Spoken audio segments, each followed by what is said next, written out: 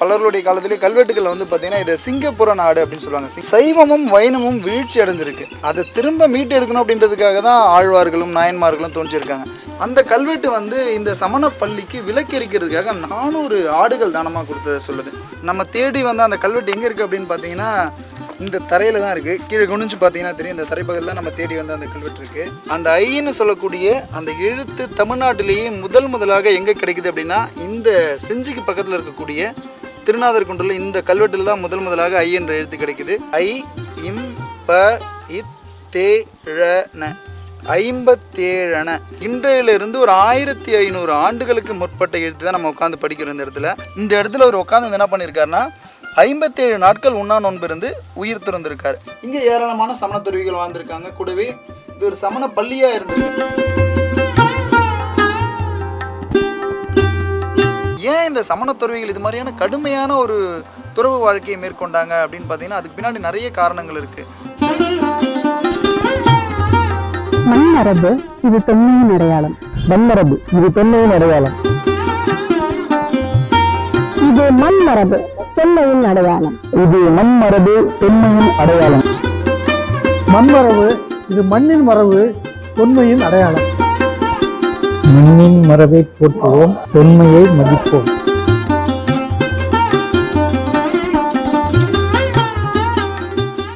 மண்மரபு நேயர்களுக்கு வணக்கம். நான் உங்கள் ஜீவா. நம்ம இன்றைக்கி எங்கே வந்திருக்கோம் அப்படின்னு பார்த்தீங்கன்னா விழுப்புரம் மாவட்டத்தில் இருக்கக்கூடிய செஞ்சிக்கு பக்கத்தில் திருநாதர் குன்று அப்படின்ற ஒரு மலைக்கு தான் வந்திருக்கோம். பொதுவாக செஞ்சினாலே எல்லாருக்கும் செஞ்சியில் இருக்கக்கூடிய செஞ்சி கோட்டை தெரியும், ராஜா கோட்டை, ராணி கோட்டை அப்படின்னு சொல்லிட்டு இருப்பாங்க.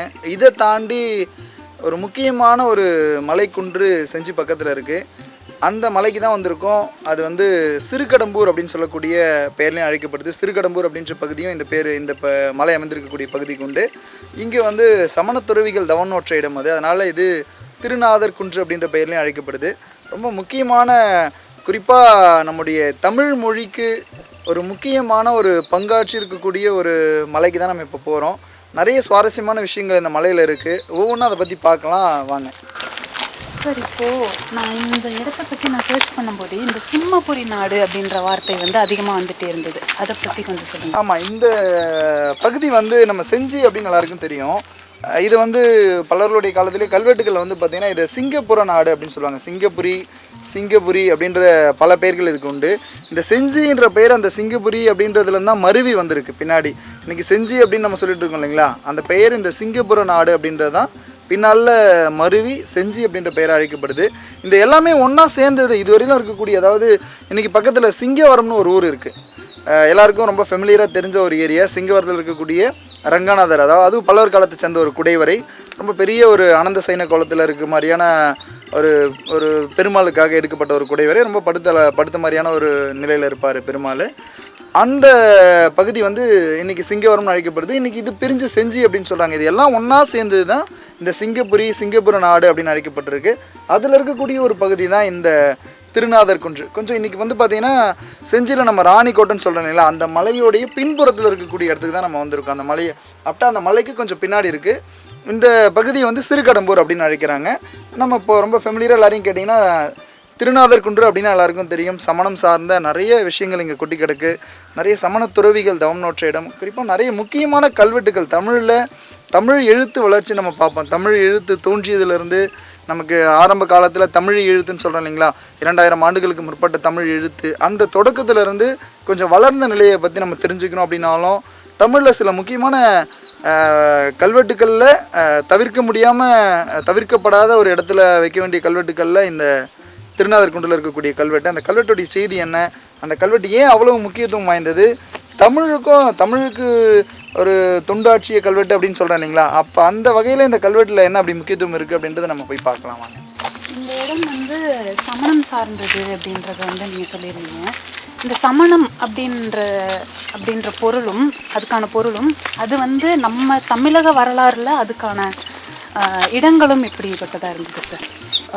சமணம் வந்து தோன்றிய இடம் நமக்கு வடநாடாக இருந்தாலும் கூட ஒரு காலகட்டத்தில் சமணம் அதிகமாக தமிழ்நாட்டில் பரவி இருந்திருக்கு. குறிப்பாக 6ஆம் நூற்றாண்டுக்கு முன்னாடி வரைக்கும். அதாவது இந்த பக்தி இயக்கங்கள்லாம் நம்ம படிச்சிருப்போம், நாயன்மார்கள், ஆழ்வார்கள், இவங்களை பற்றிலாம். இவங்களாம் ஏன் தோன்றுனாங்க, பக்தி இயக்கங்கள் தோன்ற வேண்டிய அவசியம் என்ன அப்படின்னு பார்த்தீங்கன்னா, ஏதோ ஒரு இடத்துல அப்போ இந்த சைவமும் வைணமும் வீழ்ச்சி அடைஞ்சிருக்கு. அதை திரும்ப மீட்டு எடுக்கணும் அப்படின்றதுக்காக தான் ஆழ்வார்களும் நாயன்மார்களும் தோன்றியிருக்காங்க. அப்போ அந்த இடத்துல என்ன பிரச்சனை வந்துச்சு, இந்த சைவத்துக்கும் வைணவத்துக்கும் என்ன பிரச்சனை வந்துச்சு அப்படின்ற ஒரு வினா நமக்கு எழும். அந்த இடத்துல நம்ம போய் பார்த்தோம் அப்படின்னா, அங்கே இருந்த அந்த காலகட்டத்தில் இந்த பகுதியில் குறிப்பாக தமிழ்நாட்டில் பெரும்பான்மையாக வந்து இந்த மதுரை, விழுப்புரம், திருவண்ணாமலை இந்த மாதிரியான பகுதிகளில் ஏராளமான சமண தடயங்கள் நமக்கு கிடைக்கிறத பார்க்கலாம். அதே மாதிரி ஒரு காலகட்டத்தில் மதுரை பகுதியில் எந்த மலையை எடுத்திங்கனாலும் நீங்கள் வந்து சமணம் சார்ந்த தடயங்கள், தமிழி கல்வெட்டுகளாகட்டும், சமண துறவிகள் வாழ்ந்த படுக்கைகளாகட்டும், சமண துறவிகள் வாழ்ந்த குகைத்தலங்கள் இப்படி நிறைய இருக்கிறத பார்க்கலாம். ஒரு காலத்தில் என்ன ஆகுறாங்கன்னா, அங்கேருந்து இந்த மாதிரியான கழுவேற்றங்கள் இந்த மத பூசல்கள் ஏற்படும் போது என்ன ஆகுறாங்கன்னா, அங்கேருந்து வந்து இந்த சமணர்களுடைய தலைமையிடமே இங்கே தான் வருது. இங்கே பக்கத்தில் நம்ம செஞ்சிக்கு பக்கத்தில் மேல் சித்தாமூர் அப்படின்னு ஒரு ஊர் இருக்குது. அந்த மேல் சித்தாமூர் தான் வந்து பார்த்திங்கன்னா தமிழ்நாட்டில் இருக்கக்கூடிய சமணர்களுக்கான ஒரு தலைமையிடமே. இன்றைக்கும் அதுதான் இருந்துகிட்ருக்கு. எப்படி நம்ம காஞ்சிபுரத்தில் திருப்பருத்தி குன்றம் சொல்லுவோம், அதுக்கு அடுத்தபடியாக வந்து பார்த்திங்கன்னா ஜினகாஞ்சி அப்படின்னு சொல்லக்கூடிய இந்த மேல் சித்தாமூர் சமண மடம் தான். சமணம் நிறைய நல்ல விஷயங்கள் நமக்கு கொடுத்துருக்கு. சமணம் வந்து நிறைய நல்ல செயல்களையும் நல்ல விஷயங்களையும் நமக்கு போதிச்சிருக்கு. இந்த சமண துறவிகளாக இருந்த தீர்த்தங்கரர்களை பற்றியும், அவங்க மக்களுக்கான நல்ல நிறைய இந்த மலைகளில் அவங்க வந்து ஏதோ ஒரு தவம் நோற்றல், ஏதோ ஒரு ஆன்மீகம் அப்படின்ற மாதிரியான ஒரு வாழ்க்கைக்குள்ளே மட்டும் இல்லை, துறவு வாழ்க்கைக்குள்ளே மட்டும் இல்லை, இதை தாண்டி நிறைய விஷயங்கள் பண்ணியிருக்காங்க. இந்த சமூகத்துக்கும் மக்களுக்கும் பயன்படக்கூடிய வகையில் கல்வி கொடுத்துருக்காங்க, மருத்துவம் கொடுத்துருக்காங்க. இப்படி நிறைய விஷயங்கள் இந்த சமண பள்ளிகள் வந்து பார்த்திங்கன்னா கல்விக்கூடங்களாகவும் இருந்திருக்கு, மருத்துவம் தரக்கூடிய இடமாகவும் இருந்திருக்கு. இந்த மாதிரி சமூகத்துக்கு பயனுள்ள நிறைய விஷயங்களை சமண துறவிகள் செஞ்சுருக்காங்க. பார்க்கலாம் வாங்க. இந்த படுக்கைகள் சம்பந்தமான செய்திகள் பற்றி கொஞ்சம் சொல்லுங்கள் சார். அரசர்களை பொறுத்த வரைக்கும் பார்த்தீங்கன்னா நமக்கு படுக்கைகள் அப்படின்றது அரசர்கள் மட்டும்தான் கொடுத்துருக்காங்க அப்படின்னு சொல்ல முடியாது. இது பக்கத்துலேயே நமக்கு தொண்டூர்னு ஒரு ஊர் இருக்குது. அங்கேயும் கூட வந்து பார்த்திங்கன்னா ஒரு தமிழி கல்வெட்டு கிடச்சிருக்கு. அந்த தமிழி கல்வெட்டு சொல்லக்கூடிய செய்தி என்ன அப்படின்னு பார்த்தீங்கன்னா, அங்கே இருந்த ஒரு சமணத்துறவிக்காக வந்து இளங்காயபன் அப்படின்ற வந்து பார்த்திங்கன்னா இளங்காயபனியவை அகலூர் அறம் மோசி செய்து அதிட்டானம் அப்படின்னு ஒரு 3 கோடு போட்டு பக்கத்துலேயே 3 படுக்கைகள் இருக்குது. அப்போ அரசர்கள் தான் நேரடியாக வந்து இந்த சமணத்துறவிகளுக்கு படுக்கை எடுத்து கொடுத்தாங்க அப்படின்னு நம்ம சொல்ல முடியாது. 2000 ஆண்டுகளுக்கு முன்னாடி அந்த பகுதிகளில் இருந்த ஏராளமானோர் வந்து சமணத்துறவிகளுக்கு படுக்கைகள் எடுத்து கொடுத்துருக்காங்க. அதனுடைய தொடர்ச்சியாக பல்லவர்களுடைய காலத்தில், சோழர்களுடைய காலத்தில் தொடர்ந்து சமணத்துறவிகளுக்கு படுக்கைகள் எடுத்து கொடுத்துருக்காங்க. இங்கே பார்த்தீங்கன்னா ஒரு இன்ட்ரெஸ்டிங்கான ஒரு கல்வெட்டு இருக்குது. நம்ம அந்த கல்வெட்டை பார்க்கலாம்.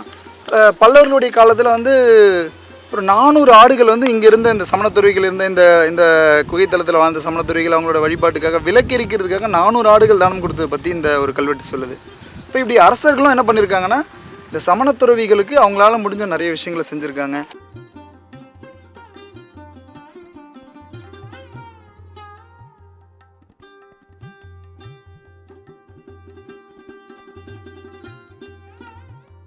பாதி உடைந்த நிலையிலையும் அதே முகமெல்லாம் சிதைந்த நிலையிலையும் ஒரு சிற்பம் இருக்குது. நான் முன்னாடியே சொன்ன மாதிரி இந்த சமய காழ்ப்புணர்ச்சி ஏற்பட்டு நிறைய சமய பூசல்கள்லாம் நடந்திருக்கு இல்லையா, அந்த மாதிரி நேரத்தில் இந்த முகங்கள் சிதைக்கப்படுறது, இந்த மாதிரியான பிரச்சனைகள் நிறைய நடந்திருக்கு. இதை தாண்டி இது வந்து பார்த்திங்கன்னா ஒரு மகாவீரருடைய சிற்பம். அதாவது சமண துறவிகளை வந்து பார்த்திங்கன்னா 24 தீர்த்தங்கரர்கள் இருப்பாங்க. அதில் முக்கியமான ஒரு தீர்த்தங்கரர், 24வது தீர்த்தங்கரர் மகாவீரர் எல்லாருக்கும் தெரியும். அவருடைய சிற்பம் இது வந்து இந்த மலை வந்து இன்றைக்கி பார்த்திங்கன்னா நம்ம தொல்லியல் துறை கட்டுப்பாட்டில் எடுத்த பிறகு காப்பாற்றப்பட்டிருக்கு.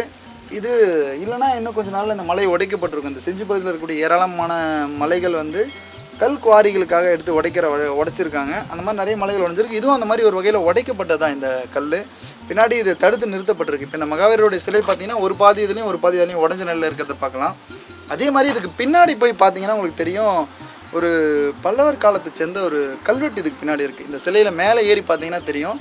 அந்த கல்வெட்டு வந்து இந்த சமண பள்ளிக்கு விலக்கெரிக்கிறதுக்காக 400 ஆடுகள் தானமாக கொடுத்ததை சொல்லுது.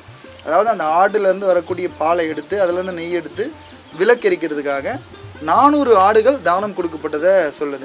இந்த மலை வந்து ஒரு சமண பள்ளி. ஆமாம், சமண துறவிகள் நிறைய தங்கியிருந்திருக்காங்க. முக்கியமான ஒரு சமண தலமாக இது இருந்திருக்கு, திருநாதர்குன்று அப்படின்ற மலை. இப்போ நான் முன்னாடியே சொன்னேன் உங்ககிட்ட வரும்போது, அதாவது ஒரு பிராமணர்களுக்கு தானமாக கொடுத்தா அது என்ன சொல்லுவோம் அப்படின்னு பார்த்தீங்கன்னா பிரம்மதேயங்கள் அப்படின்னு சொல்லுவோம். நிறைய பிரம்மதேயம் அப்படின்ற ஊர்கள் இருக்கிறத பார்ப்போம். அந்த மாதிரி இறையிலி, இறையனூர் அப்படின்ற பேர்கள்லாம் வரதை பார்ப்போம். அதே மாதிரி ஒரு சமண பள்ளிக்கு தானமாக கொடுத்தா அது என்னென்னு பேரில் சொல்லுவாங்க அப்படின்னு பார்த்தீங்கன்னா அதுக்கு பேர் பள்ளிச்சந்தல் அப்படின்னு சொல்லுவாங்க. நிறைய ஊர்களில் நம்ம பள்ளிச்சந்தம் அப்படின்னு பார்க்கலாம், பள்ளிச்சந்தல் பள்ளிச்சந்தம் அப்படின்லாம் ஊர்லாம் இருக்கும் இந்த பகுதிகளில். அது எல்லாம் அந்த பேரில் வந்தாலே நம்ம வந்து அது சமணத்துக்காக தானமாக வழங்கப்பட்ட ஊர் அப்படின்ற முடிவுக்கு வரலாம். அந்த பள்ளிச்சந்தல் பிராமணர்களுக்கு பிரம்மதேயம் எப்படி நம்ம கோவில்களுக்கு இறையிலி நீக்கப்பட்ட தானங்கள் கொடுக்கறது, இறையனூர் அப்படின்ற ஊர் பெயர்கள் வரும், இறைக்காக தானமாக கொடுத்தது. அதே மாதிரி பள்ளிச்சந்தல் இந்த பேரில் வந்துச்சுனாலே அது சமணத்திற்காக வழங்கப்பட்ட ஊர், சமணத்துக்காக கொடையளிக்கப்பட்டது அப்படின்னு நம்ம முடிவுக்கு வரலாம். ஸோ இப்போ நம்ம அந்த மகாவீரருடைய சிலை காமிச்சோம் இல்லைங்களா, அந்த மகாவீரருடைய சிலை ரெண்டாக உடஞ்சிருந்துச்சு பார்த்தீங்களா, அதோடைய பின்புறத்தில் நான் குறிப்பிட்ட கல்வெட்டு இது தான். இந்த கல்வெட்டுடைய ஒரு பாதி இதுலேயும் இது உடஞ்சி போனதில் இன்னொரு பாதியும் சிதைஞ்ச நிலையில் இருக்குது. இது இங்கே பார்த்தீங்கன்னா தெரியும், ஸ்வஸ்தி ஸ்ரீ அப்படின்னு ஆரம்பிக்குது. இங்கே வந்து பார்த்தீங்கன்னா ஸ்ரீ ஒரு சில எழுத்துக்கள் நமக்கு சரியாக தெரியல. அதில் இந்த பாதி அங்கே உடஞ்சி போயிருக்கு. இந்த கல்வெட்டு வந்து பதிவு செய்யப்பட்ட கல்வெட்டுகள் தான். மொத்தம் இந்த திருநாதர்குன்றம் பொறுத்த வரைக்கும் பார்த்தீங்கன்னா இங்கே 3 கல்வெட்டுகள் இருக்குது. அதில் 2 கல்வெட்டுகள் வந்து ரொம்ப முக்கியமான கல்வெட்டு. அந்த 2 கல்வெட்டுகள் எதை பற்றி சொல்லுது அப்படின்னு பார்த்தீங்கன்னா சல்லேகனை அப்படின்னு சொல்லுவாங்க. அதாவது சமணத்தில் வடக்கிருந்து உயிர் துரத்தல்னு சொல்லுவாங்க அவங்களுடைய இறுதி காலத்தில். அந்த சல்லேகனை பற்றி குறிப்பு இடம்பெற்றிருக்கக்கூடிய கல்வெட்டுகள் 2 இருக்குது. இந்த கல்வெட்டு வந்து எதை பற்றி சொல்லுது அப்படின்னு பார்த்தீங்கன்னா இந்த சமணப்பள்ளிக்கு விலக்கெரிப்பதற்காக 400 ஆடுகள் தானமாக கொடுத்த செய்தியை இந்த கல்வெட்டு சொல்லுது. இதுதான் வந்து உடஞ்சி சிதஞ்ச நிலையில் இருக்கக்கூடிய கல்வெட்டு. வாங்க நம்ம மற்றதெல்லாம் பார்க்கலாம். இப்போ நம்ம அந்த மலைக்கு ஏறி மேலே வந்துட்டோம். இங்கே வந்தீங்கன்னா இருக்கக்கூடிய பெரிய சிக்கல் என்ன அப்படின்னு பார்த்தீங்கன்னா இந்த கல்வெட்டு எங்கே இருக்குது அப்படின்றத தேடி கண்டுபிடிக்கிறது ஒரு சவாலான விஷயம். ரொம்ப முக்கியமான கல்வெட்டுன்னு சொன்னேன், தமிழுக்கு ஒரு முக்கியமான எழுத்தை கொடுத்த ஒரு கல்வெட்டு, அதனால் நிச்சயமாக பாதுகாக்கப்பட வேண்டிய கல்வெட்டு. ஆனால் எத்தனை முறை அரசு அதுக்கான நடவடிக்கைகளை மேற்கொண்டாலும் கூட இங்கே இருக்கக்கூடிய குடிமக்கள் வந்து அதை முறையாக பயன்படுத்துகிறாங்களா அப்படின்னு பார்த்தீங்கன்னா ஒரு கேள்விக்குறி தான். இது நீங்கள் பார்க்குறீங்க இல்லையா, இந்த இடத்துல ஒரு பெரிய ஒரு இந்த கல்வெட்டு குறித்த செய்தியும் இந்த கல்வெட்டு இருக்க இடத்த பற்றின ஒரு வழிகாட்டியாகவும் இது இருந்துச்சு.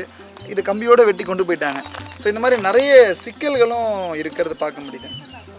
ஸோ இந்த மாதிரி நிறைய சமூக விரோதிகளால் இந்த மாதிரியான விஷயங்களும் வந்து மேற்கொள்ளப்படுது. இதையும் வந்து நம்ம கருத்தில் கொண்டு இந்த மாதிரியான இடங்களை பாதுகாக்கிறதுல நாமும் முன் வந்து இந்த பகுதியில் இருக்கக்கூடிய மக்களும் வந்து அதை பாதுகாக்கணும் அப்படின்றதுல ஒரு தெளிவான ஒரு எண்ணம் ஏற்பட்டால் மட்டும்தான் இதெல்லாம் பாதுகாக்கப்படும்.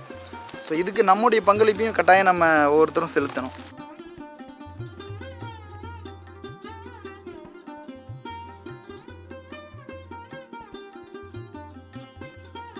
இப்போ நம்ம மலை ஏறினதுமே கொஞ்சம் தூரம் நடந்து வந்தீங்கன்னா இடதுபுறமாக போனீங்கன்னா அந்த சிற்பங்கள் இருக்க இடத்துக்கு போகலாம். அங்கேருந்து வலதுபுறமாக ஒரு வழி வரும். அந்த வலதுபுறமாக இருக்கக்கூடிய பாறையில் நடந்து வந்தீங்கன்னா நம்ம தேடி வர கல்வெட்டுக்கிட்ட போகலாம். பொதுவாக நம்ம கல்வெட்டுனால எங்கே தேடுவோம் அப்படின்னு பார்த்தீங்கன்னா கல்வெட்டு நம்ம எங்கே தேடுவோம்னா ஏதாவது மேலே இருக்குமா, ஏதாவது சுவர் பகுதியில் இருக்குமா, இல்லை ஏதாவது மேலே பாறையில் இருக்குமா அப்படின்னு தான் தேடி போவோம். அதான் வழக்கம். சிற்பங்கள் பக்கத்தில் இருக்குமா அப்படின்னு நம்ம மேலேயே தான் தேடுவோம். ஆனால் இந்த இடத்துல அப்படி இல்லை.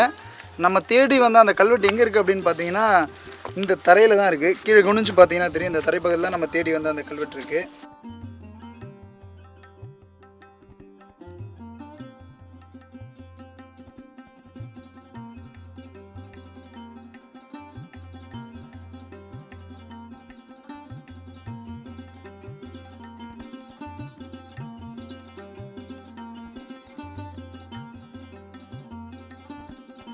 ஸோ நம்ம தேடி வந்த கல்வெட்டு தான்.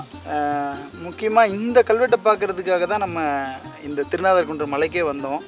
அதுலேயும் குறிப்பாக நம்ம தேடி வந்த கல்வெட்டில் இந்த முதல்ல ஒரு எழுத்து தெரியுதுங்களா, அதாவது உங்களுக்கு பார்க்கறதுக்கு ஒரு சூளம் மாதிரி தெரியுதா, ஒரு குறியீடு மாதிரி, ஒரு சூளம் மாதிரி கையில் வச்சுருக்க ஒரு அம்மன் இந்த சக்தி வழிபாடெலாம் பார்ப்போம், கையில் சூளம் இருக்க மாதிரி, அந்த மாதிரியான ஒரு குறியீடு மாதிரி தெரியுது இல்லைங்களா. இதை தேடி தான் நம்ம இவ்வளோ தூரம் வந்தோம்.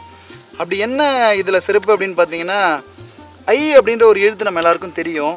அந்த ஐன்னு சொல்லக்கூடிய அந்த எழுத்து தமிழ்நாட்டிலேயே முதலாக எங்கே கிடைக்குது அப்படின்னா இந்த செஞ்சிக்கு பக்கத்தில் இருக்கக்கூடிய திருநாதர்குன்றில் இந்த கல்வெட்டில் தான் முதலாக ஐ என்ற எழுத்து கிடைக்குது. இதுக்கு முன்னாடி எந்த கல்வெட்டிலுமே நமக்கு ஐ அப்படின்ற எழுத்து கிடைக்கப்பெறவில்லை. அதனால் ரொம்ப முக்கியமான ஒரு கல்வெட்டும் கூட இது. இந்த கல்வெட்டு சொல்லக்கூடிய செய்தி என்ன அப்படின்னு பார்த்தீங்கன்னா நான் அப்படியே இப்போ வாசித்து காமிக்கிறேன் பாருங்கள். ஐ இம் ப இத் தேழன 57. இந்த கல்வெட்டு என்ன எழுத்து அப்படின்னா தமிழ் எழுத்து தான், தமிழ் கல்வெட்டு தான் இது. தமிழிலிருந்து கொஞ்சம் லேசாக வளர்ச்சி பெறக்கூடிய காலகட்டம். இது என்னன்னு சொல்லுவோம்னா வட்டெழுத்து அப்படின்னு சொல்லுவோம். கொஞ்சம் லேசான வளர்ச்சி இருக்கும். இந்த கல்வெட்டினுடைய காலம் ஒரு 4-5 நூற்றாண்டு வரைக்கும் கொண்டு போகலாம். கிட்டத்தட்ட இன்றையிலிருந்து ஒரு 1500 ஆண்டுகளுக்கு முற்பட்ட எழுத்து தான் நம்ம உட்காந்து படிக்கிறோம் இந்த இடத்துல. இந்த கல்வெட்டை படிச்சுட்டு அப்புறம் இந்த கல்வெட்டோட செய்தி என்னன்னு நம்ம பார்க்கலாம்.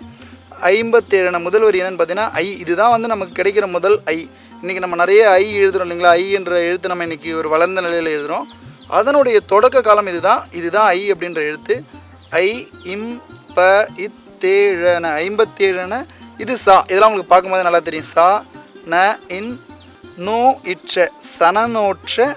அதுக்கப்புறம் இங்கே வந்தீங்கன்னா சா இந்தீர நா இந்தி சந்திர நந்தி. இங்கே இருக்கிறது தான் ஆ. இதான் வட்ட எழுத்தில் ஆரம்ப காலத்தில் ஆ இப்படி தான் இருக்கும். இதுதான் பின்னாடி கொஞ்சம் கொஞ்சமாக எழுத்து வளர்ச்சி அடையும். நம்ம அந்த எழுத்துடைய வளர்ச்சி நிலை பார்க்கும்போது உங்களுக்கு புரியும். ஆ சி ரி க ரு ஆசிரிகரு. இங்கே ரூ இருக்குது இந்த இடத்துல பார்த்தீங்கன்னா தெரியும்.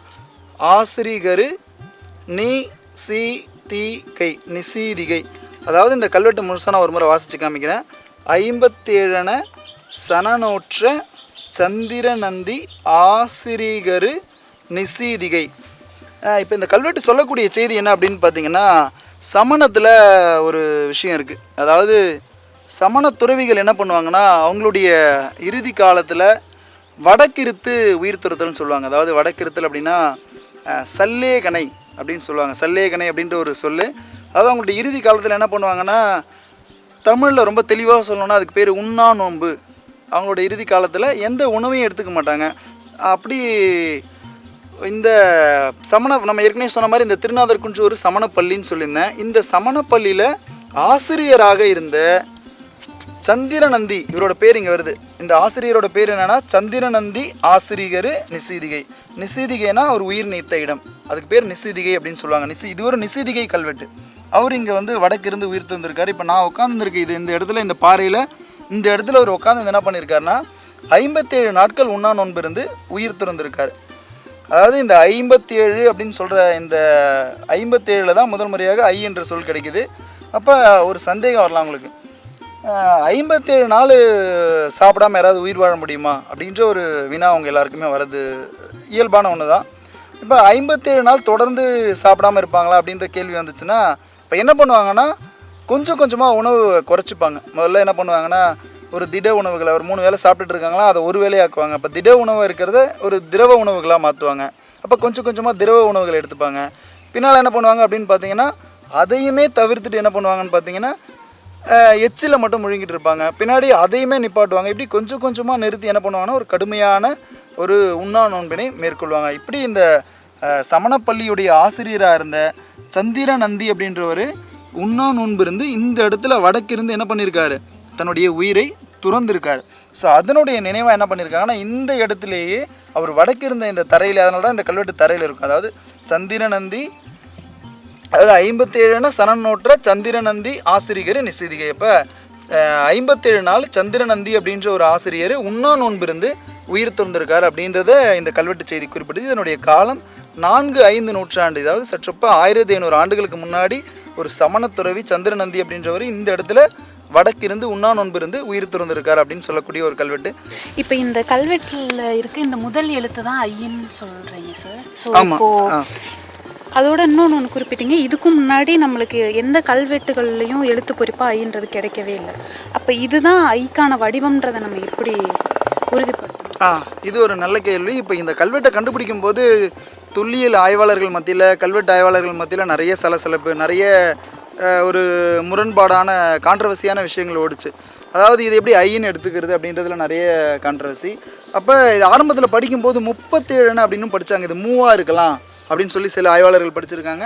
37 அப்படின்னு படித்தாங்க. அதுக்கப்புறம் பின்னாடி வந்து இந்த இல்லை மூ இல்லை, ஏன்னா அது பக்கத்துலேயே நமக்கு மூ வந்து நிறைய கல்வெட்டுகளில் கிடச்சிருக்கு. அப்போ இது மூ இல்லை அப்படின்னு வரும்போது இதுக்கு முன்னாடி நமக்கு எந்த இடத்துலையும் ஐ ஐடென்டிஃபை ஆகலை. இதுக்கு முன்னாடி கிடைச்ச தமிழ் கல்வெட்டுகள் ஒன்றுத்தில் கூட ஐ கிடைக்கல. அப்போ நமக்கு ஐயே பயன்படுத்தலையா அப்படின்னா அது ஒரு கேள்விக்குறி தான். அப்போ ஐ எப்படி பயன்படுத்தியிருப்பாங்க அப்படின்னு பார்த்தீங்கன்னா ஆ போட்டு ஈ போட்டிருக்கலாம்.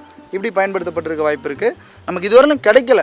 ஒருவேளை இனிமேல் கிடச்சதுன்னா அது எப்படி இருந்தது நம்ம எடுத்துக்கலாம். இப்போ இதுக்கு பின்னாடி இதிலேருந்து எழுத்து மாற்றம் அடைகிறது நம்ம பார்க்கலாம். அப்போ இது ஐ அப்படின்றத எதை வச்சு உறுதிப்படுத்துனாங்க அப்படின்னா இதுக்கு அடுத்து இருக்கக்கூடிய எழுத்துக்கள் தான் அது ஐ அப்படின்றத உறுதிப்படுத்துச்சு. இப்போ நீங்கள் இது வேறு என்ன எழுத்தாக மாற்றி படித்தாலும் இப்போ இம் இருக்குது பா இத்தே ழன. அப்போ இது இப்போ 10 ஏழனான்னு படிக்க முடியாது. அப்போ அதை என்ன எழுத்தாக எடுத்துக்கிட்டால் அந்த சொல்லு இப்போ சில எழுத்துக்கள் நம்ம கல்வெட்டை பொறுத்த வரைக்கும் அந்த முன்னாடி பின்னாடி இருக்கக்கூடிய எழுத்துக்களை வச்சுக்கிட்டு தான் அந்த சொல்லை நம்ம எடுப்போம். ஸோ அப்போ இந்த 57 அப்படின்னு கண்டறியப்பட்ட இந்த கல்வெட்டு தான் முதன்முறையாக தமிழுக்கு ஐ என்ற எழுத்தை கொடையாக வழங்கி இருக்கக்கூடிய கல்வெட்டு. இது நம்ம விழுப்புரம் மாவட்டத்தில் செஞ்சிக்கு பக்கத்தில் திருநாதர்குன்று அப்படின்ற மலையில் இருக்குது. இது பக்கத்தில் இன்னொரு இதே மாதிரியான சல்லேகனை குறித்த ஒரு கல்வெட்டு இருக்குது, அதை பார்க்கலாம் வாங்க. அந்த கல்வெட்டுலேருந்து கொஞ்சம் தள்ளி ஒரு 5 அடி வந்தீங்கன்னா இங்கே ஒரு கல்வெட்டு தரையில் இருக்கிறது பார்க்கலாம். இந்த கல்வெட்டுடைய காலம் வந்து பார்த்திங்கன்னா கொஞ்சம் லேட்டு. இது சோழர் காலத்துடைய எழுத்து, சோழர் கால கல்வெட்டு. இது ஒரு 10-11ஆம் நூற்றாண்டு காலகட்டத்துக்கு மேலே இருக்கலாம். இப்போ இந்த கல்வெட்டு சொல்லக்கூடிய செய்தி என்ன அப்படின்றத பார்க்கலாம். கல்வெட்டு தெளிவாக தெரியல, இருங்க அந்த பவுடரை போட்டோம்னா கொஞ்சம் கல்வெட்டு தெளிவாக தெரியறதுக்கு வாய்ப்பு இருக்குது.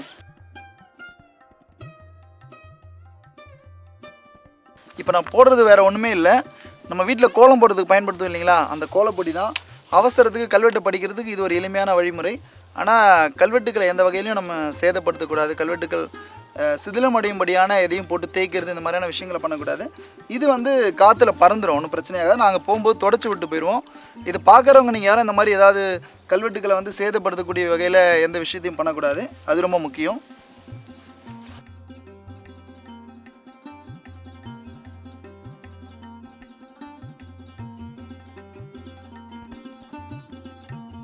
இந்த கல்வெட்டு வந்து பார்த்தீங்கன்னா என்ன, இந்த கல்வெட்டு என்ன செய்தி என்ன அப்படின்னு பார்த்தா இது நல்ல தமிழ் கல்வெட்டு, எல்லாருமே ரொம்ப எளிமையாக படிக்கலாம். இது சோழர் காலத்தை சேர்ந்த கல்வெட்டு. இப்போ பவுடர் போட்டோன்னே எழுத்து நல்லாவே தெரியுது உங்களுக்கு. இந்த கல்வெட்டு வந்து பார்த்தீங்கன்னா ஏன்னா அது சொன்னேன் இல்லைங்களா, அது 57 அப்படின்னு தொடங்குச்சு இல்லையா. இது வந்து மு இப்ப இத், அதாவது 30 4 அதாவது 30 4 சனநோற்ற, அதே தான் நம்ம அங்கே பார்த்து அதே மாதிரி தான். அது 57 அப்படின்னு சனநோற்ற வந்துச்சு. இது 30 4 சனநோற்ற. இங்கே வந்து பார்த்திங்கன்னா இது வந்து இதான் வந்து நமக்கு கல்வெட்டில் வந்து தமிழில் இப்படி தான் இருக்கும். கல்வெட்டுகளில் பார்த்தீங்கன்னா ல ஏ, இங்கே மேலே ஒரு எழுத்து இருக்குல்ல, இதை படிச்சுட்டு வரணும். இது வந்து கூட்டு எழுத்து மாதிரி போட்டிருப்பாங்க. இளைய பட்டாரர் நிசீதிகை, அதாவது இளைய பட்டாரகர் அப்படின்ற ஒருத்தருடைய நிசீதிகை. இவர் யார் அப்படின்னு பார்த்தீங்கன்னா அங்கே பார்த்தவர் வந்து சந்திரநந்தி அப்படின்ற ஒரு ஆசிரியருடைய நிசீதிகை. இங்கே 37 இது இங்கே வந்து இவர் வந்து பார்த்தீங்கன்னா இந்த இளைய பட்டாரகர் அப்படின்றவர் என்ன பண்ணியிருக்காருன்னா 30 நாள் வந்து நோன்பு இருந்திருக்காரு. அதாவது அங்கே பார்த்து அவர் வந்து பார்த்தீங்கன்னா கிட்டத்தட்ட ஒரு 57 நாட்கள் உண்ணா நோன்பு இருந்து உயிர் திறந்திருக்காரு அப்படின்ற செய்தி பார்த்தோம். இந்த கல்வெட்டு சொல்லக்கூடிய செய்தி என்னென்னு பார்த்தீங்கன்னா இளைய பட்டாரகர் அப்படின்ற ஒரு சமண துறவி 30 நாட்கள் வந்து இந்த இடத்துல உண்ணா நோன்பு இருந்து, அதாவது வடக்கு திசையை நோக்கி அமர்தல், வடக்கிருத்தல் அல்லது சல்லேகனை அப்படின்லாம் சொல்கிற வழக்கம் உண்டு. அவர் வந்து 30 நாள் வந்து உண்ணா நோன்பு இருந்து இந்த இடத்துல உயிர் திறந்திருக்காரு. அவருக்காக இந்த இடத்துல ஒரு கல்வெட்டு செஞ்சுருக்காங்க, கல்வெட்டை வந்து வெட்டி வச்சுருக்காங்க. இதுவும் வந்து சல்லேகனை குறித்த ஒரு உண்ணா நோன்பு இருதலை குறித்து உயிர் துறந்த அந்த சமண துறவிக்காக எடுக்கப்பட்ட நிசீதிகை கல்வெட்டு. இப்போ அடுத்து இந்த சமண துறவிகளுடைய அவங்க வாழ்ந்த அந்த குகைத்தலங்களை பார்ப்போம். அப்புறம் இங்கே இன்னொரு முக்கியமான சுவாரஸ்யமான ஒரு விஷயமும் இருக்குது. இந்த கல்வெட்டுக்களை தாண்டி இந்த எப்படி இந்த கல்வெட்டில் ஐ அப்படின்ற எழுத்து இங்கே மட்டும்தான் கிடைக்குது, ஒரு முக்கியத்துவம் வாய்ந்ததோ, அதே மாதிரி தமிழ்நாட்டிலேயே இங்கே மட்டும் இருக்கக்கூடிய இன்னொரு முக்கியமான விஷயமும் இருக்குது. அதையும் பார்க்கலாம் வாங்க. இந்த 2 கல்வெட்டுமே வந்து பார்த்திங்கன்னா இன்றைக்கி வந்து கேட்பாரற்றுக்கிட்ட நம்ம எதுவும் பார்க்கும்போதே தெரியுது, எங்கே இருக்குன்னு தேடி வந்து கண்டுபிடிக்கிற மாதிரியான ஒரு நிலையில் இருக்குது. ஆனால் தொல்லியல் துறை வந்து நிச்சயமாக வந்து இதை பாதுகாக்கணும் அப்படின்றதுக்காக நடவடிக்கை எடுத்திருக்காங்க. இங்கே பார்த்தீங்கன்னா உங்களுக்கு தெரியும், இந்த கல்வெட்டை சுற்றி வேலி அமைச்சிருந்தாங்க. நான் ஒரு நேரத்தில் வரும்போது பார்த்ததுண்டு. இங்கே குழிகள் தெரியுது இல்லையா, இந்த கல்வெட்டை சுற்றி முற்றிலுமாக 4 பக்கமும் வேலி அமைச்சு பாதுகாத்துருந்தாங்க. ஆனால் நான் சொன்ன மாதிரி இங்கே இருக்கக்கூடிய குடிமகன்கள் வந்து சில பேரால் வந்து இந்த வேலிகள் வந்து பராமரிக்கப்படாமல் அதை கொண்டு போய் கடையில் போடுறது இப்படின்ற மாதிரியான நிறைய விஷயங்கள் நடந்துகிட்டு இருக்குது. இருந்தாலும் கூட தமிழ்நாடு அரசு தொல்லியல் துறையும் தமிழ்நாடு அரசும் தமிழுக்கு ரொம்ப முக்கியமான ஒரு கல்வெட்டு இந்த ஐ என்ற ஒரு எழுத்தை தந்த இந்த கல்வெட்டு, இதை பாதுகாக்கிறதுக்கான நடவடிக்கை இதே மாதிரி சமூக விரோதிகளால் இது வந்து சிதைக்கப்பட்டுச்சு அப்படின்னா நம்முடைய வரலாறையும் நம்முடைய தொன்மையும் இழக்கக்கூடிய ஒரு நிலைமை ஏற்படும். நிச்சயமாக அரசு முன் வந்து இதை பாதுகாக்கிறதுக்கு உறுதியான நடவடிக்கைகளை மேற்கொள்ளணும் அப்படின்றத எங்களோட மண்மரபு சேனல் வழியாக நாங்கள் அரசுக்கு எங்களோட ஒரு கோரிக்கையாக முன்வைக்கிறோம்.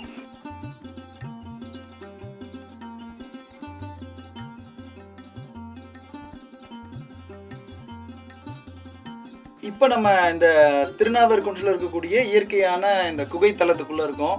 எல்லா இடத்துலையுமே வந்து சமண துறவிகள் வந்து படுக்கைகளோடு தான் இருக்கும் அப்படின்னு அவசியம் இல்லை. சில இடங்கள் இந்த மாதிரி இயற்கையான இடங்களையுமே வந்து அந்த சமண துறவிகள் வந்து தங்கி அவங்களுடைய துறவை மேற்கொள்வது வழக்கம். இப்போ இந்த இடம் வந்து பார்த்திங்கன்னா ஒரு பெரிய அறை மாதிரி இருக்குது. நமக்கு பார்க்கும்போதே தெரியும் இயற்கையான ஒரு அரணா இந்த மலை குன்றுக்கு அடியில் வந்து பார்த்திங்கன்னா இந்த சமண துறவிகள் வாழ்ந்த இந்த குகைத்தலம் வந்து திருநாதர் குன்ற மலையில் இருக்கக்கூடிய குகைத்தலம். இங்கே ஏராளமான சமண துறவிகள் வாழ்ந்திருக்காங்க. கூடவே இது ஒரு சமண பள்ளியாக இருந்திருக்கு. நிறைய விஷயங்கள் இங்கே வந்து பார்த்துருக்காங்க. நம்ம நிறைய வந்து கல்வி சாலையாக இருந்திருக்கு, கல்வி கற்பிக்கக்கூடிய இடமா இருந்திருக்கு, மருத்துவம் பார்க்கக்கூடிய இடமா இருக்குது. நம்ம இந்த இடத்துலாம் பார்க்கலாம், நிறைய மருந்து அரைக்கக்கூடிய குழிகள் கிடைக்கும். அதாவது இயற்கையாகவே இந்த மலைகளில் கிடைக்கக்கூடிய மூலிகைகளை கொண்டு என்ன பண்ணுவாங்க அப்படின்னு பார்த்தீங்கன்னா, இங்கே இருக்கக்கூடிய இந்த பகுதியில் இருக்கக்கூடிய மக்களுக்கு மருத்துவம் சார்ந்த விஷயங்களையும் வந்து இந்த சமண துறவிகள் பண்ணியிருக்காங்க அப்படின்றதுக்கு சான்றா நிறைய மருந்து அரைக்கக்கூடிய குழிகள்லாம் கிடைக்கிறது பார்க்கலாம். ஸோ இங்கே எதுவும் படுக்கைகள் இல்லை, ஆனாலும் கூட இது வந்து இந்த சமண துறவிகள் இங்கே இதுக்குள்ளே தங்கியிருந்திருக்காங்க அப்படின்றத நம்மளால் பார்க்கும்போதே புரிஞ்சிக்க முடியுது. நல்ல ஒரு அழகான ஒரு ரம்மியமான ஒரு குழுக்குழுன்னு இருக்குது. உள்ளே வந்து பார்க்கும்போதே தெரியுது. அவ்வளோ வெயிலுக்கு வெளியிலையும் கூட இங்கே உள்ளே வந்தீங்கன்னா ரொம்ப ஒரு இயற்கையான ஒரு குளிரூட்டி மாதிரி, ஒரு குளிரூட்டப்பட்ட அறை மாதிரி இந்த குகை இருக்கிறத நம்மளால் பார்க்க முடியுது. வாங்க இப்போ வெளியில் இந்த சமண தீர்த்தங்கருடைய சிலைகளை போய் பார்க்கலாம்.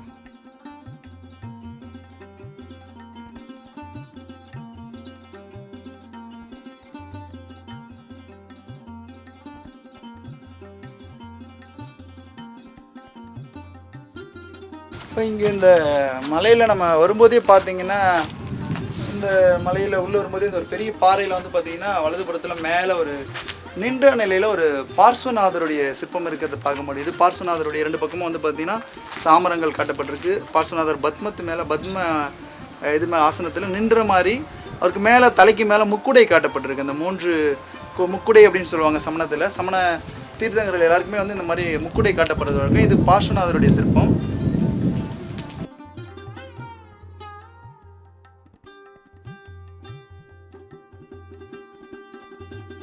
தமிழ்நாட்டில் இன்னொரு முக்கியமான விஷயமும் இந்த திருநாதர் குன்றில் இருக்குது. அது என்ன அப்படின்னு பார்த்தீங்கன்னா, இங்கே நீங்கள் இப்போ பார்த்துட்டு இருக்கக்கூடிய இந்த மேலே புடைப்பு சிற்பங்களாக தெரியுது இல்லைங்களா, ஒரே பாறையில் 24 தீர்த்தங்கர்களுடைய புடைப்பு சிற்பமும் ஒரு சேர அமைய பெற்றிருக்கு.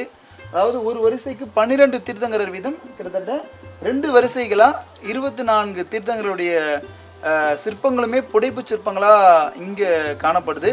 இது காலத்தால் முந்தையது. இது வரைக்கும் தமிழ்நாட்டில் நமக்கு கிடைக்கக்கூடிய 24 தீர்த்தங்கர்களும் ஒரு சேர இருக்க மாதிரியான சிற்ப தொகுதி காலத்தால் முந்தையது கிடைக்கிற ஒரே இடம் எது அப்படின்னு பார்த்தீங்கன்னா இந்த திருநாதர் குன்று தான். இதற்கு அடுத்தபடியாக இன்னும் ஒரு இடத்துல இருக்குது. அது எங்கே அப்படின்னு பார்த்தீங்கன்னா, நம்ம கழுகுமலையில் இருக்கக்கூடிய வெட்டுவான் கோயிலில் இருக்கிறத பார்க்கலாம். அதை விட காலத்தால் முந்தையது இந்த நம்ம திருநாதர் குன்றில் இருக்கக்கூடிய இந்த தீர்த்தங்கரர் சிற்பம். இந்த சிற்பங்களை பார்த்தீங்கன்னா எல்லாமே இதில் வந்து இன்னொரு விஷயம் என்ன பார்க்கணும் அப்படின்னு பார்த்தீங்கன்னா, இந்த யாருக்கும் எந்த வேறுபாடும் காமிச்சிருக்க மாட்டாங்க இவங்க. இதில் வந்து பார்த்தீங்கன்னா அத்தனை தீர்த்தங்கர சிற்பங்களுமே வந்து பார்த்தீங்கன்னா தலைக்கு மேலே முக்குடை காட்டப்பட்டிருக்கும். 2 பக்கமும் சாமரம் வீசும்படியாக 2 பக்கம் அந்த சாமரங்கள் காட்டியிருப்பாங்க. அத்தனை பேருமே வந்து பார்த்தீங்கன்னா அவங்க அமர்ந்திருக்கக்கூடிய ஆசனங்கள் எல்லாம் ஒரே மாதிரியாக இருக்கும். இதில் வந்து நம்ம இது ரிஷபநாதர், இது மகாவீரர், இது பார்ஸ்வநாதர் அப்படின்னு நம்ம வேறுபடுத்தி பார்க்க முடியாது. இந்த 24 தீர்த்தங்களுடைய சிற்பங்களும் ஒரே மாதிரியான அமைப்பில் செதுக்கப்பட்டிருக்கும். ரொம்ப காலத்தால் பழமையான ஒரு புடைப்பு சிற்பம் இது. தமிழ்நாட்டில் வேறு எங்கேயும் இந்த மாதிரி காலத்தால் முந்தையதை நம்மளால் பார்க்கவே முடியாது. இது இருக்கக்கூடிய ஒரே இடம் நம்ம இந்த செஞ்சி பக்கத்தில் இருக்கக்கூடிய திருநாதர் குன்று தான். இந்த நான் ஏற்கனவே குறிப்பிட்ட இந்த கழுகுமலையில் இருக்கக்கூடிய வெட்டுவான் கோயில் வந்து இதை விட காலத்தால் பிந்தைய தான். ஸோ இது ஒரு முக்கியமான சிற்பமும் கூட. இப்போ இந்த இடத்த உங்களுக்கு பார்க்கும்போதே தெரியுது இது எவ்வளோ பெரிய ஒரு சமண பள்ளியாக இருந்திருக்கும் அப்படின்னு. நிறைய ஏராளமான சமண துறவிகள் இங்கே இருந்திருப்பாங்கன்னு தெரியுது. இப்போ இந்த இடத்துல பார்க்கும்போதே தெரியுது தொடர்ச்சியாக, அதாவது நம்ம ஒரு கல்வெட்டு பார்த்தோம், அதாவது 400 ஆடுகள் விலக்கரிக்கிறதுக்கு தானமாக கொடுத்ததை பற்றி குறிப்பிடக்கூடிய ஒரு கல்வெட்டுகளை பார்த்தோம். அது மாதிரி 2 சமண துறவிகள் வந்து ஒரு ஆசிரியர், அதாவது 57 நாள் வந்து உண்ணான்பு இருந்த சந்திரநந்தி அப்படின்ற ஆசிரியருடைய ஒரு நிசதிகையை பார்த்தோம். இப்படி தன்னகத்தையே ரொம்ப ஏராளமான வரலாற்று சிறப்பு வாய்ந்த விஷயங்களை கொண்டிருக்கக்கூடிய ஒரு மலை தான் இந்த திருநாதர் குன்று மலை.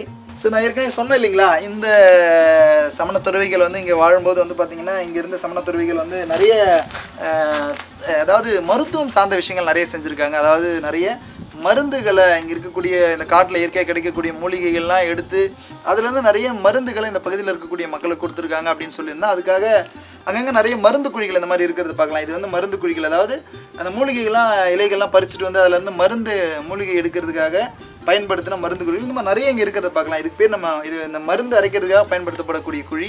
இந்த செஞ்சி பகுதியில் சமண துறவிகள் வாழ்ந்த இந்த மாதிரியான நிறைய மலை குகைத்தலங்கள் இருக்குது. எல்லா இடத்துலையுமே நம்ம பார்க்கலாம் அந்த மாதிரி நிறைய மருந்து குழிகள் இருக்கிறத பார்க்கலாம். சார், இப்போ வந்து இது ஜெயினர்களுக்கு எவ்வளோ முக்கியத்துவமான இடம்னு சொல்லி நம்ம பார்த்தோம். இதை வந்து அங்கே நம்ம கல்வெட்டு பார்க்கும்போதுமே நீங்கள் சொன்னீங்க இது வந்து தமிழ்நாடு அரசு வந்து எடுத்து பண்ணணும் பாதுகாக்கிறதுக்கு அப்படின்ட்டு. அந்த மாதிரி இப்போது இந்த ஜெயின் சார்ந்த மக்கள் வந்து இதை பாதுகாக்கிறது அந்த மாதிரி ஏதாச்சும் பண்ணுறாங்களா, இல்லை வழிபாடுகள் ஏதாச்சும் பண்ணுறாங்களா இந்த காலகட்டத்திலையும்? நிச்சயமாக இப்போவும் பண்ணிட்டு தான் இருக்காங்க. அதிலும் குறிப்பாக வந்து பார்த்திங்கன்னா இன்றைக்கி இந்த பகுதியில் வந்து நம்ம அவங்கள ஜெயினர்கள் அப்படின்னு சொல்லக்கூடாது, அவங்கள வந்து தமிழ் சமணர் அப்படின்னு தான் சொல்லணும். அவங்கள வந்து உண்மையிலேயே நம்ம தமிழ் சமணர்கள் அப்படின்னு தான் சொல்லணும். அவங்க வந்து நிறைய தொண்டாட்சி இருக்காங்க. அவங்களுடைய பங்களிப்பு நம்ம நிச்சயமாக மறுத்து விட்டு பார்ப்பதற்கு இல்லை. அந்தளவுக்கு நம்முடைய சமூகத்திற்கு அவங்களுடைய பங்களிப்பு அப்படின்றது அளப்பரியது. இன்றைக்கும் தமிழ் சமணர்கள் இந்த செஞ்சி இந்த விழுப்புரம் பகுதியில் நிறைய இருக்காங்க. குறிப்பாக அகிம்சை நடை அப்படின்ற ஒரு அமைப்பை ஏற்படுத்தி நம்ம பேரணியை சேர்ந்த ஸ்ரீதரன் அப்படின்னு ஒரு ஐயா ஒருத்தவங்க இருக்காங்க. அதே மாதிரி அவங்களோட நிறைய சமணர்கள் தமிழ் சமணர்கள் கைகோர்த்து ஏராளமாக அவங்களால முடிஞ்ச விஷயங்களை நிறைய பண்ணுறாங்க. நம்ம இப்போ வரும்போது பார்த்துருப்போம் இந்த இடத்த இதுக்கு ஒரு இன்னும் இங்கே சுற்றி இருக்கக்கூடிய நிறைய பகுதிகளில் இதை பாதுகாக்கிறதுக்காக நிறைய வேலிகள் அமைச்சிருக்காங்க. அந்த அகிம்சை நடை அமைப்பு மூலமாகவோ அதில் இருக்கக்கூடிய நிறைய ஆட்கள் ஒன்றிணைஞ்சு அவங்க நிறைய முன் வந்து நிறைய விஷயங்களை செஞ்சுருக்காங்க. இதை பாதுகாக்கிறதுக்கு அவங்களுடைய பங்களிப்பும் நிறைய இருக்குது. அதே மாதிரி ஒரு குறிப்பிட்ட சில நாட்களில் வந்து இந்த பகுதிகளில் வழிபாடு நடத்துறதோடு மட்டும் இல்லாமல் இந்த பகுதிகளில் இருக்கக்கூடிய மக்களுக்கு இந்த பகுதியில் வாழக்கூடிய மக்களுக்கு இந்த இடங்களை பற்றி விழிப்புணர்வை ஏற்படுத்தணும் அப்படின்றதுல அவங்க ரொம்ப தெளிவாக இருக்காங்க. ஏன்னா இது பாதுகாக்கப்படணும் அப்படின்றதுக்காக. ஏன்னா நிறைய அகிம்சை நடைகள்லாம் நான் அவங்களோட பயணிச்சிருக்கேன். இந்த விழுப்புரம் பகுதியை சேர்ந்த முனைவர் ரமேஷ்னு நம்ம அறிஞரான அரசு கல்லூரி பேராசிரியர் இருக்கார், என்னுடைய பேராசிரியர். அதே மாதிரி ஸ்ரீதரன் பேரணி ஸ்ரீதரன் ஐயா, இவங்கெல்லாம் ஒன்றிணைஞ்சு இந்த பகுதியில் இந்த மாதிரியான தொன்மையான சமண தடயங்களை பாதுகாக்கணும் அப்படின்றதுக்காக நிறைய மரபு நடைகளை அகிம்சை நடை அப்படின்ற பேரில் நிறைய நடைகளை மேற்கொண்டு அவங்களோட பணி என்னென்னா இந்த பகுதியில் வந்து இந்த பகுதியில் இருக்கக்கூடிய தொன்மையை பற்றி மக்கள்கிட்ட கொண்டு போய் சேர்க்கறது, இதை பாதுகாக்கணும் அப்படின்ற ஒரு விழிப்புணர்வு ஏற்படுத்தணும் அப்படின்றதுக்கு அவங்களால முடிஞ்ச முயற்சியை நிறைய மேற்கொண்டுட்டு இருக்காங்க. இன்னும் சொல்லணும்னா இந்த மாதிரி ஏதாவது சமண தீர்த்தங்களுடைய சிற்பங்கள்லாம் ஏதாவது வயல்வெளியில் கிடைக்கிறது இல்லை ஏதாவது கேட்பாரட்டு கிடைக்கிறதுலாம் எடுத்து அதை பராமரிக்கிறது, பாதுகாத்து வைக்கிறது, இப்படி நிறைய விஷயங்களை செஞ்சுட்டு தான் இருக்காங்க. ஸோ அவங்களோட முயற்சி மட்டும் இதில் போதாது. நான் சொல்ல வர விஷயம் என்னென்னா நம்ம மண்மரபு மூலமாக நேயர்களுக்கும் இந்த பகுதியில் இருக்கக்கூடிய மக்களுக்கும் நம்ம சொல்ல வர விஷயம் என்ன அப்படின்னு பார்த்தீங்கன்னா இந்த மாதிரியான இந்த செஞ்சி பகுதியை சுற்றி ஏராளமான சமண தடயங்கள் இருக்குது, ஏராளமான தொன்மையான கல்வெட்டுகள் இருக்குது. இதெல்லாம் பாதுகாக்கணும் அப்படின்றதுல நம்முடைய பங்களிப்பு ரொம்ப முக்கியமானது. ஆகையால் அரசோடு சேர்ந்து இந்த மாதிரியான அகிம்சை நடை இந்த மாதிரியான அமைப்புகளோடு சேர்ந்து நாமும் கைகோர்த்து இந்த பகுதியை வந்து பாதுகாத்து நம்முடைய தொன்மையை அடுத்த தலைமுறைக்கு அப்படியே கொண்டு செல்லணும் அப்படின்றத இந்த மண்மரபு மூலமாக நான் உங்களுக்கு ஒரு கோரிக்கையாகவே வைக்கிறேன். எல்லோரும் சேர்ந்து பாதுகாத்தா மட்டும்தான் நிச்சயமாக இது அடுத்த தலைமுறைக்கு அப்படியே கடத்தி செல்லப்படும். இன்றைக்கி நம்முடைய மண்மரபு நிகழ்ச்சியில் நம்ம இந்த செஞ்சிக்கு பக்கத்தில் இருக்கக்கூடிய திருநாதர் குன்றில் இருக்கக்கூடிய நிறைய முக்கியமான விஷயங்களை, வரலாற்று சிறப்பு வாய்ந்த தொன்மை வாய்ந்த கல்வெட்டுக்கள், தீர்த்தங்களுடைய புடைப்புச் சிற்பங்கள் இப்படின்னு நிறைய விஷயங்களை பார்த்துருப்போம். உண்மையிலேயே சமணம் இதை வந்து ஒரு நம்ம சமணம் அப்படின்றத ஒரு சமயம் அப்படின்ற ஒரு சின்ன வட்டத்துக்குள்ளே அடைப்பதை தாண்டியும் வந்து பார்த்திங்கன்னா சமணம் என்பது ஒரு நன்னெறி மார்க்கம். அதாவது இந்த சமூகத்துக்கு நிறைய நல்ல விஷயங்களை, கொல்லாமை, பிறமனை, நிறைய இந்த மாதிரி சமூகத்திற்கு பயனுள்ள நிறைய விஷயங்களை குறிப்பிட்ட ஒரு அறநெறி கோட்பாடு அப்படின்னே நம்ம சமணத்தை சொல்லலாம். சமண தீர்த்தங்கர்கள் சொன்ன ஒவ்வொரு விஷயங்களும் வந்து பார்த்திங்கன்னா இந்த சமூகத்துக்கு பயனுள்ள நிறைய விஷயங்கள், உயிர் கொல்லாமை அப்படின்ற ஒரு விஷயம் தொடர்ந்து இன்றைக்கும் வந்து பார்த்திங்கன்னா இன்றைய வரைக்கும் இருக்கக்கூடிய சமணர்கள் வந்து இந்த பிற உயிரை கொன்று புசிக்க மாட்டாங்க. அந்த மாதிரியான ஒரு கொள்கை கோட்பாடுகளோடு இன்னை வரைக்கும் தொடர்ந்து வாழ்ந்துட்டு இருக்கிறத பார்க்க முடியும்.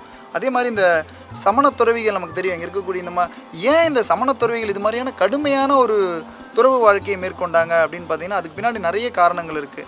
அவங்க வந்து பார்த்திங்கன்னா இந்த சமண துறவிகள் வந்து ஆடை அணிய மாட்டாங்க. அவங்க வந்து ஆடை அணியக்கூடிய வழக்கம் கிடையாது. அதனால தான் பொதுவாக இவங்க வந்து எங்கே இருந்தாங்க அப்படின்னு பார்த்தீங்கன்னா இந்த மாதிரியான ஊருக்கு ஒதுக்குப்புறமாக இருக்கக்கூடிய மலைகளை தேர்ந்தெடுத்து யாருக்கும் தொந்தரவு இல்லாமல் அவங்களுடைய ஒரு துறவு வாழ்க்கையை மேற்கொண்டாங்க. அவங்களுடைய வாழ்க்கை வந்து பார்த்திங்கன்னா ரொம்ப கடுமையான ஒரு தவ வாழ்க்கை.